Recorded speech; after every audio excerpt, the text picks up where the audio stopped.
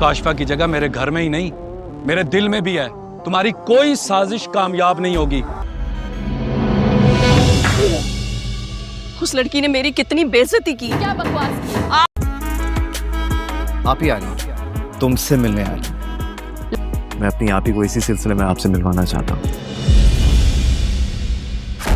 काशफा की जगह मेरे घर में ही नहीं, मेरे दिल में भी है। ये नहीं होगा ना, इसलिए वो देखने आ रही है और मुझे परखने आ रही है कि मैं कैसी हूँ।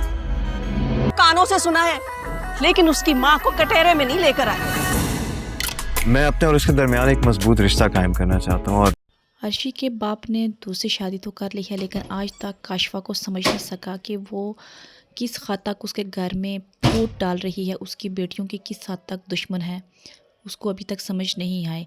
हमेशा उसको हर उस बात से दूर रखा जाता है जो कि उसकी बेटियों के हक़ में होती है। हमेशा उसकी बेटियों के लिए उसके ख़िलाफ़ उससे बातें की जाती हैं। और आज जब अर्शी अपने माँ की बातें, अपनी माँ की बेइज्जती बर्दाश्त नहीं कर सकी और काशफा से पूछने वहाँ पे चली कि आगे कि काशफा ने पहले तो कहा कि तुम सबको ऐसा मैं सबक सिखाऊंगी, किसी के सामने मुंह निकालने काबिल नहीं होगी।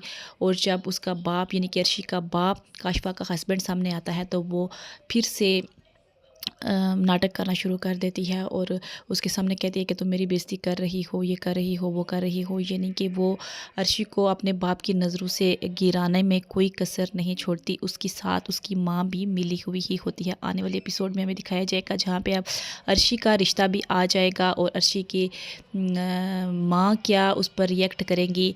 क्या अर्शी का रिश्ता पक्का हो जाएगा या इमाद उसके बीच में कोई दीवार बन जाएगा। एक नई वीडियो के साथ आपके दोनों फिर से आज